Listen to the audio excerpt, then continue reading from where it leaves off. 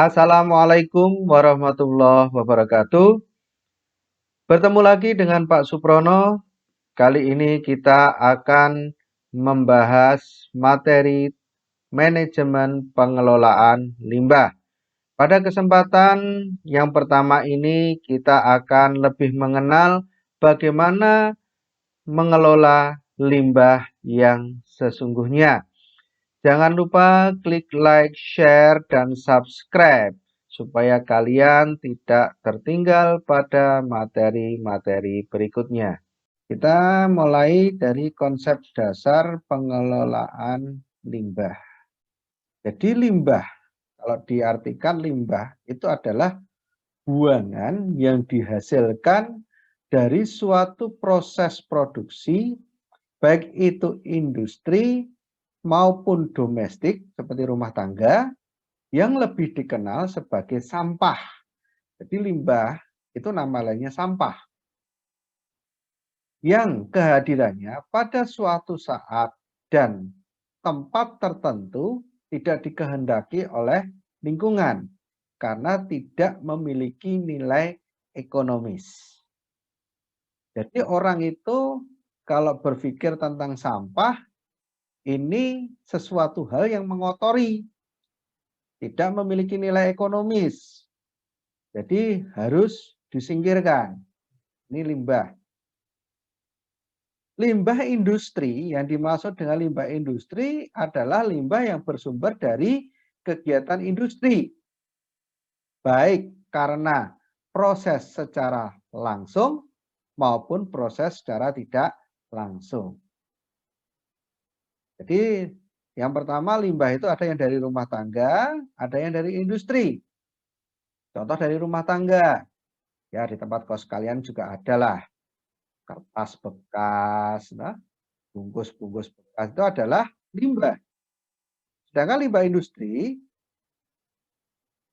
berasal dari proses industri yang ada di perusahaan.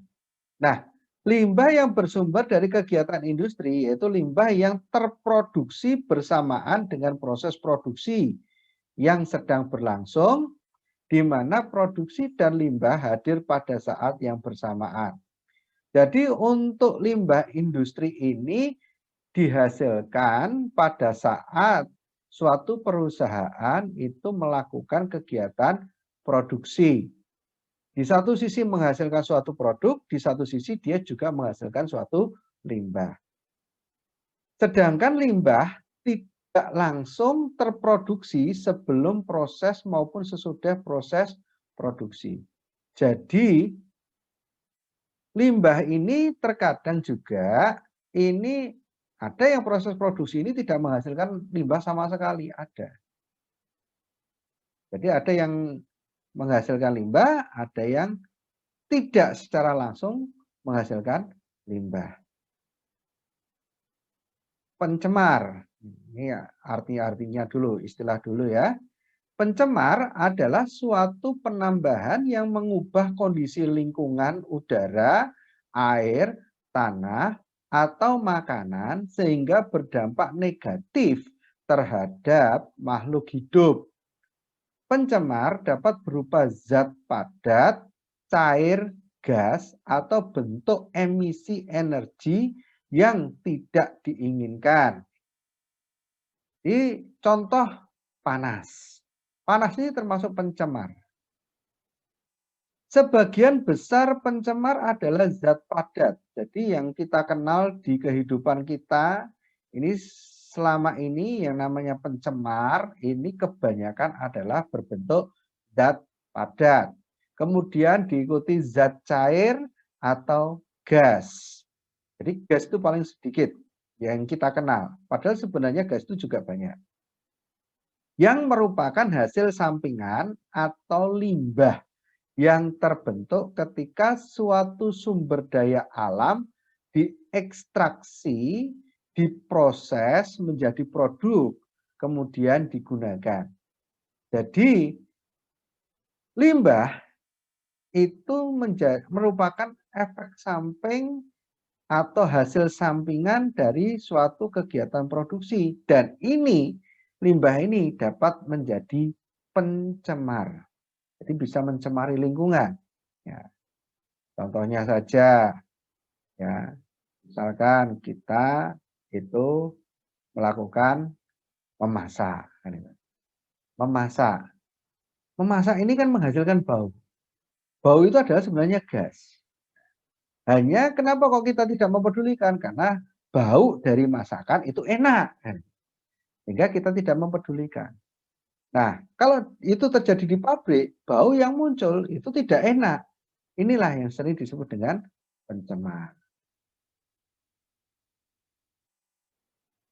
Nah, di antara limbah-limbah tersebut nanti akan kita kenal yang namanya limbah berbahaya dan beracun. Yang dimaksud limbah berbahaya dan beracun adalah sisa suatu usaha dan atau kegiatan yang mengandung bahan berbahaya dan atau beracun yang karena sifat dan konsentrasinya dan jumlahnya baik secara langsung maupun tidak langsung dapat mencemarkan dan atau merusak lingkungan hidup dan atau dapat membahayakan lingkungan hidup, membahayakan kesehatan, membahayakan kelangsungan hidup manusia, serta makhluk hidup lain. Jadi di antara limbah-limbah tadi ada yang disebut limbah berbahaya.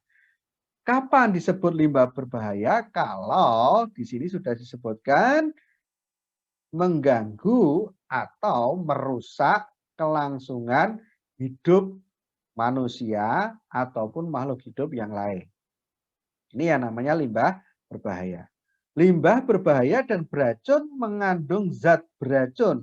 Kenapa kok dia itu berbahaya bagi makhluk hidup? Karena mengandung racun atau zat yang namanya karsinogenik, metagenik, atau teratogenik. Nanti kita jelaskan lebih lanjut. Pada tingkatan yang melampaui batasan yang ditetapkan atau bersifat reaktif. Misal mudah meledak, mudah tersambar api, atau mudah korosi. Ya, jadi zat yang berbahaya ini kadang kita itu memakainya. Tapi kalau dalam tataran sedikit, ini tidak berbahaya. Tetapi ketika dia itu melampaui batasan yang ditetapkan, ini bersifat reaktif dan ini berbahaya. Berbahaya itu bagaimana? Karena merusak tubuh kita ataupun bisa merusak makhluk hidup. Nah, jadi ini ya, ini skema proses produksi.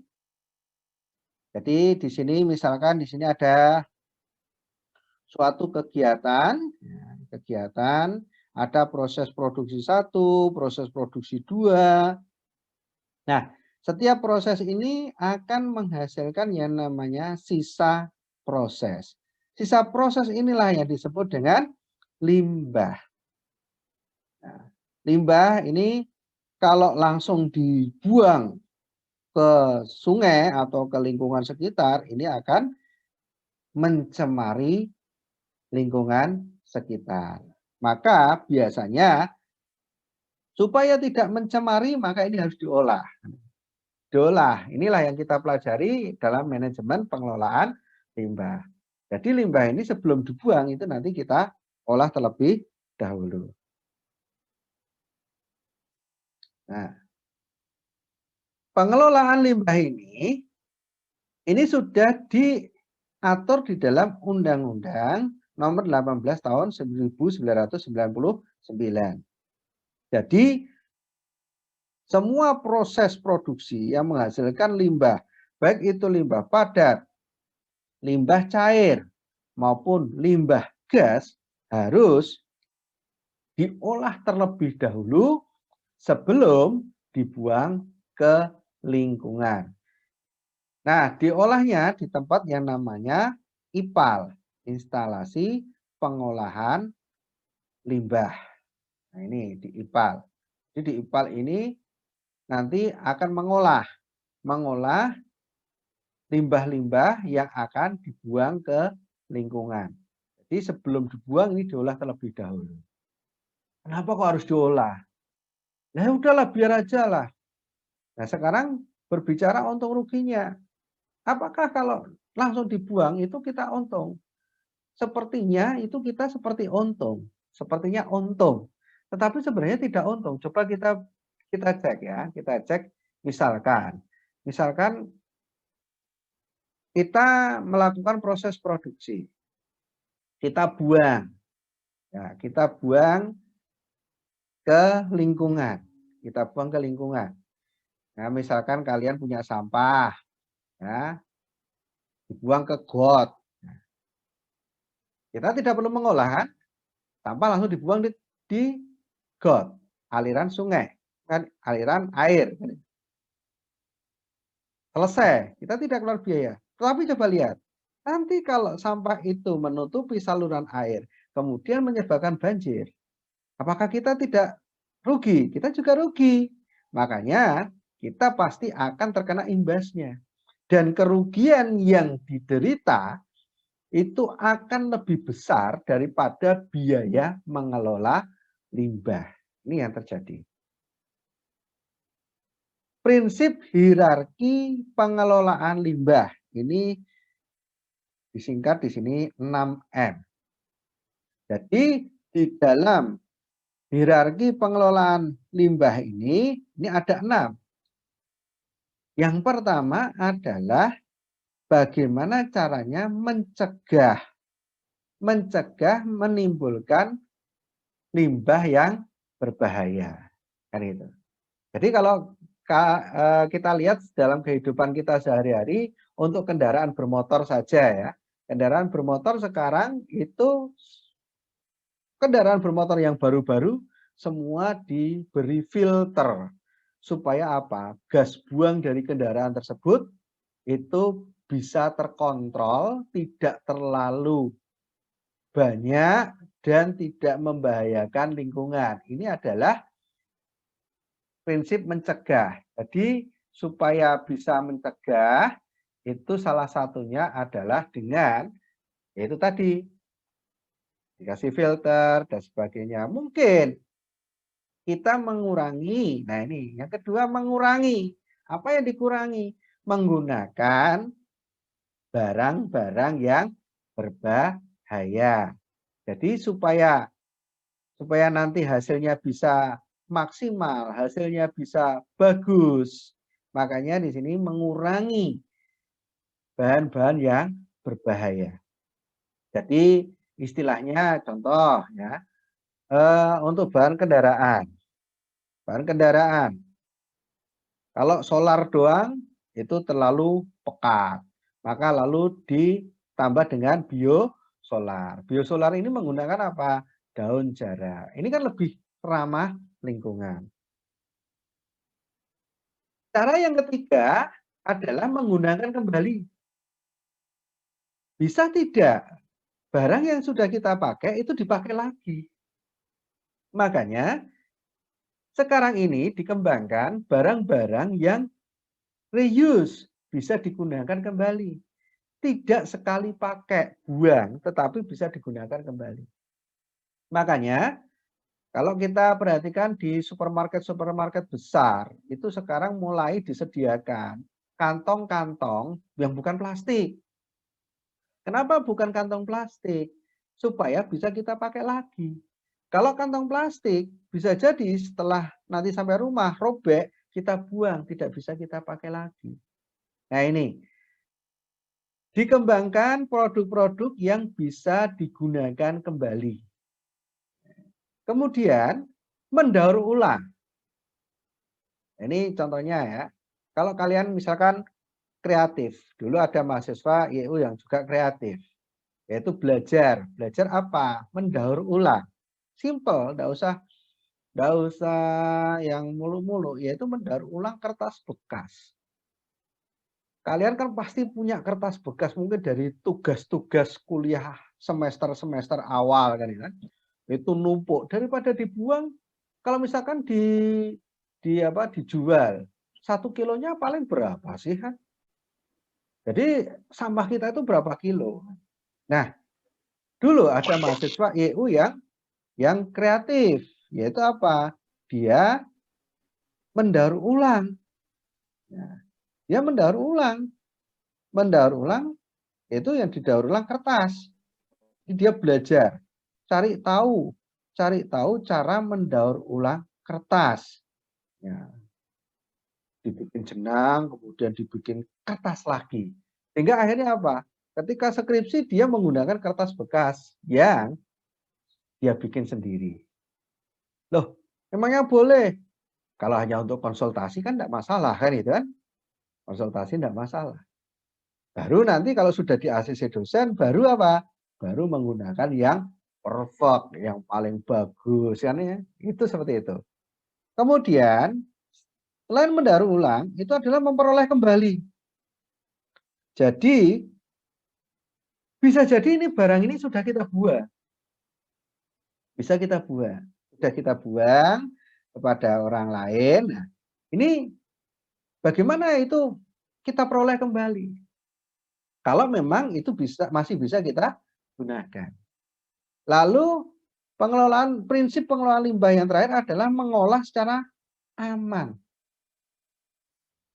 Mengelola secara aman ini gampang-gampang mudah. Kadang-kadang contoh ya yang mengelola secara aman, kita yang simpel saja lah, yang hidup kita keseharian, tidak usah ke industri. Kita memasak. Di situ ada api ya. Bagaimana caranya biar mengelola, memasak secara aman? Kan gitu. Misalkan di situ ada gas, ada tabung gas. Biasanya tabung gas sama kompor itu dikasih jarak. Ini adalah mengelola secara aman. Jadi prinsipnya seperti itu. Nah, bagaimana langkah-langkah di dalam prinsip hierarki pengelolaan limbah?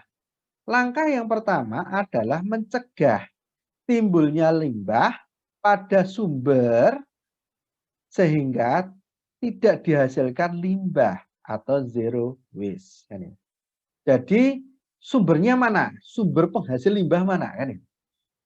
Itu dicegah, jangan sampai timbul limbah. Nah, upaya yang dilakukan apa? Upaya yang dilakukan yang pertama adalah penerapan prinsip produksi bersih, yaitu penggunaan teknologi bersih, pengolahan bahan, substitusi bahan, pengaturan operasi kegiatan, memodifikasi proses produksi, mempromosikan menggunakan bahan yang tidak berbahaya dan beracun, atau lebih sedikit kadar bahaya dan racunnya. Jadi penerapannya itu yang pertama bisa menggunakan teknologi yang bersih lingkungan. Itu. Contoh yang teknologi bersih lingkungan ya, sekarang ini era ada pandemi seperti sekarang ini ya. Era ada pandemi seperti sekarang ini supaya kita itu bersih bagaimana? Kita tidak terkena. Contohnya, kita mau beli, bisa pesan lewat ojek online atau bisa lewat marketplace yang ada di internet. Kan gitu. Lalu biar kita bersih, pembayarannya juga pakai e-money kan itu. Atau bisa transfer. Ini salah satunya kan gitu. Nah, ini. Jadi bisa digunakan dengan cara seperti itu. Penerapan prinsip produksi bersih. Nah, bisa juga substitusi bahan. Mencari substitusi bahan pengganti dari yang berbahaya tadi. Ya, ada tidak bahan yang tidak beracun yang bisa kita pakai. Kemudian menerapkan teknik konservasi dan menggunakan kembali bahan daripada mengolahnya sebagai limbah sehingga dapat mencegah terbentuknya limbah atau zat pencemar. Ada beberapa bahan itu sebenarnya tidak perlu kita buang. Kita cukup menggunakan kembali juga bisa. Kan gitu. Tapi kita kadang-kadang malas dibuang. Jadi akhirnya limbah. Nah, kalau misalkan ada bahan itu yang bisa digunakan berulang-ulang, ya kita gunakan berulang-ulang. Tidak perlu kita buang. Ini. Atau juga bisa menerapkan teknik konservasi. Teknik konservasi ini yaitu eh, pemberdayaan atau istilahnya yaitu peremajaan lingkungan. Ini dengan teknik konservasi. Ini bisa juga. Jadi misalkan kita merusak lingkungan, ya kita perbaiki. Ini juga bisa. Ini langkah yang pertama. Langkah yang kedua, apabila pencegahan tidak dapat dilakukan dengan berupaya melakukan minimisasi atau mengurangi limbah dengan cara menerapkan produksi bersih, penggunaan teknologi yang terbaik, yang tersedia, kemudian dapat membantu mengurangi konsumsi energi dan sumber daya alam secara signifikan. Contoh simpel di sini, nggak usah jauh-jauh, yaitu matikan lampu. Nah, kan matikan lampu jika tidak diperlukan. Ini adalah salah satu contoh langkah mengurangi atau meminimalisasi, mengurangi limbah yang muncul. Loh, lampu apakah ada limbah? Tadi sudah kita sebutkan di depan. Salah satu bentuk pencemar adalah panas. Lampu itu ada efek panasnya. Nah, itu juga sebenarnya limbah. Makanya supaya tidak muncul limbah, ya kita kurangi. Lalu dengan kita itu mematikan lampu di tempat yang tidak kita perlukan, itu menghemat juga umur lampu. Umur lampu itu menjadi hemat. Tidak cepat putus, bolongnya, dan sebagainya. Kemudian langkah yang ketiga adalah pemanfaatan dengan cara penggunaan kembali atau reuse. Reuse adalah penggunaan kembali limbah dengan tujuan yang sama, tanpa melalui proses tambahan secara kimia, fisika, biologi, atau secara termal. Contoh sederhana, konsep reuse adalah menggunakan sisi kertas yang masih kosong dari kertas bekas untuk menulis atau membuat amplop. Kan itu. Pernah kita terpikir, ini kertas habis untuk coret-coret, ya kan? Misalkan kalian kuliah yang ada hitung-hitungannya seperti statistik, matematika itu ada hitungannya. Setelah kita pakai untuk hitungan, kemana? Dibuang. Ini bisa. Misalnya kita kadang-kadang butuh amplop. Untuk apa? Nyumbang. Menyumbang teman yang ada hajatan dan sebagainya. Nah, ini kenapa kita tidak membuat amplop dari kertas yang sudah tidak terpakai. Atau, nah kalian kan sering ujian. Ujian misalkan menggunakan kertas ujian. Nah ini kadang-kadang ada tempat yang kosong. Kenapa harus dibuang? Kan gitu kan. Udahlah pakai lagi. Ini adalah salah satu contoh yaitu reuse, menggunakan kembali. Langkah yang keempat adalah pemanfaatan dengan cara recycle, mendaur ulang komponen-komponen yang bermanfaat melalui proses tambahan secara kimia, biologi, atau secara termal. Contoh sederhana, mengolah kertas. Nah, contohnya ini. Mengolah kertas bekas yang sudah tidak dipakai lagi untuk dijadikan kertas hasil daur ulang atau recycle paper. Nah ini, kita bisa menggunakan itu, nah, didaur ulang dengan proses tertentu. Langkah yang kelima adalah pemanfaatan limbah dengan cara recovery, memperoleh kembali komponen-komponen yang bermanfaat. Ya, jadi kalau misalkan di situ ada, misalkan kita melakukan kegiatan pengelolaan, pasti ada komponen, salah satu komponen di situ yang bermanfaat. Kalau komponen bermanfaat itu masih bisa kita pakai, ya yang masih bermanfaat kita pakai, yang tidak kita buang. Ini adalah langkah yang kelima. Pemanfaatan limbah dengan cara recovery. Langkah yang keenam adalah pengelolaan atau prosesing limbah dengan metode yang memenuhi persyaratan lingkungan dan keselamatan. Nah, kalau ini sudah jadi limbah. Tadi ada yang bermanfaat, kita ambil. Yang tidak bermanfaat, kita buang. Nah, yang kita buang ini kita olah. Bagaimana caranya? Pas kita buang itu tidak mencemari lingkungan. Misal, contoh di sini ada contohnya adalah dibakar atau ditimbun. Nah, kalau misalkan contoh misalkan ada sampah daun itu bisa ditimbun jadi kompos. Jadi kita bisa memanfaatkan untuk pupuk nantinya. Nanti kertas bekas kita bakar jadi arang kan ya. Nanti apalagi yang bisa kita pakai yang harus kita olah terlebih dahulu sebelum kita buang, kita manfaatkan dulu, kita olah dulu, baru nanti kita buang. Sekarang banyak pabrik-pabrik itu dalam rangka memenuhi syarat AMDAL, itu sebelum dia buang, itu harus ada instalasi pengelolaan limbah. Jadi dia akan olah terlebih dahulu, baru dibuang. Jadi misalkan bentuknya air yang dibuang itu sudah posisinya jernih. Nah, mekanisme pengelolaan limbah itu seperti ini. Bahan baku, kemudian ini dipakai oleh industri. Di satu sisi menghasilkan produk, di satu sisi menghasilkan limbah. Produknya bisa menghasilkan limbah yang berbahaya atau beracun. Ini kita olah. Diolah, ini bisa daur ulang menjadi produk baru atau dibuang. Nah, kalau dibuang, di sini nanti diolah lagi sebelum dibuang. Sehingga apa? Memenuhi syarat untuk dibuang.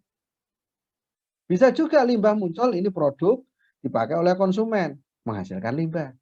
Nah, makanya ada beberapa produk, misalkan kalian contoh beli botol minuman plastik, itu perusahaan-perusahaan minuman itu kadang-kadang apa? Menawarkan untuk membeli ulang botol-botol itu. Supaya apa? Tidak mencemari lingkungan. Nah, itu salah satu proses mekanisme pengelolaan limbah sehingga tidak mencemari lingkungan. Identifikasi limbah. Limbah membutuhkan pengelolaan karena mengandung senyawa pencemaran yang berakibat terhadap lingkungan. Maka yang paling utama dibuat lebih dahulu dengan jalan mengidentifikasi limbah cair, gas, dan padat. Jadi diidentifikasi dulu sumbernya dari mana, ciri-cirinya seperti apa, toksikologinya seperti apa, kemudian dicatat, dikumpulkan datanya, dievaluasi, lalu pengaruh positifnya apa, pengaruh negatifnya apa. Jadi perlu diidentifikasi limbahnya. Sehingga apa? Jelas limbah itu posisinya di mana. Nih. Nah, tujuan identifikasi limbah itu di sini nanti supaya bisa apa? Mengklarifikasi atau menggolongkan limbah tersebut apakah termasuk yang berbahaya atau tidak. Kalau tidak berbahaya ya sudah. Kalau berbahaya ya kita lanjutkan. Yang berikutnya adalah identifikasi limbah.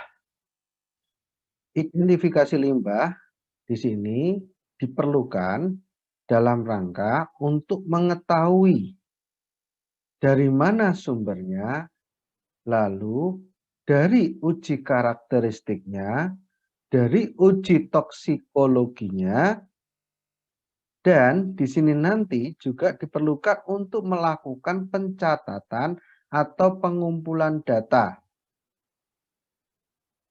Lalu dievaluasi dan dicari pengaruh positif atau negatif dari limbah tersebut. Identifikasi limbah ini biasanya dipergunakan untuk limbah yang membutuhkan pengolahan karena mengandung senyawa pencemaran yang berakibat terhadap lingkungan. Maka yang paling utama adalah dibuat terlebih dahulu dengan jalan mengidentifikasi limbah padat, cair, dan gas. Tujuan identifikasi adalah yang pertama untuk mengklarifikasikan atau menggolongkan limbah tersebut apakah termasuk ke dalam limbah berbahaya atau tidak. Kemudian mengetahui sifat limbah tersebut untuk menentukan metode terbaik di dalam penanganan, penyimpanan, pengolahan, pemanfaatan, dan atau penimbunan. Jadi dengan identifikasi limbah itu nanti akan tahu mana metode yang lebih baik. Apakah disimpan, apakah diolah, atau ditimbun. Yang ketiga, dengan identifikasi tersebut dapat digunakan untuk menentukan sifat limbah tersebut untuk menilai kecocokan untuk diolah dengan limbah yang lainnya. Jadi dengan diidentifikasi akan tahu kecocokan dengan limbah-limbah yang lainnya, sehingga kalau misalkan diperlukan untuk diolah, nanti bisa diolah secara bersama-sama. Berikutnya adalah tujuan identifikasi yang keempat adalah untuk menilai atau menganalisis potensi terhadap lingkungan dan atau dampak terhadap kesehatan manusia dan makhluk hidup lainnya dari limbah tersebut. Jadi dengan identifikasi ini akan tahu ini limbah ini memiliki potensi merusak lingkungan atau tidak. Lalu berbahaya tidak bagi manusia, berbahaya tidak bagi makhluk hidup yang lainnya. Lalu tujuan identifikasi yang berikutnya adalah dengan delisting suatu limbah, yaitu membuat daftar limbah-limbah yang berbahaya. Pada dasarnya, pengolahan limbah dibedakan menjadi yang pertama, pengolahan berdasarkan tingkat perlakuan. Pengolahan berdasarkan tingkat perlakuan ini dibedakan menjadi pra-pengolahan, jadi sebelum diolah, pengolahan primer, jadi pengolahan bahan-bahan yang mengandung unsur-unsur berbahaya, pengolahan sekunder, jadi hasil dari pengolahan bahan-bahan yang mengandung unsur berbahaya ini, kemudian diolah lagi untuk lebih dileburkan lagi, kemudian pengolahan tersier, lebih disederhanakan lagi. Sehingga setelah pengolahan tersier ini, harapannya bahan berbahaya atau bahan-bahan beracun atau limbah-limbah tersebut ketika dibuang menjadi aman. Pengolahan berdasarkan tingkat karakteristik.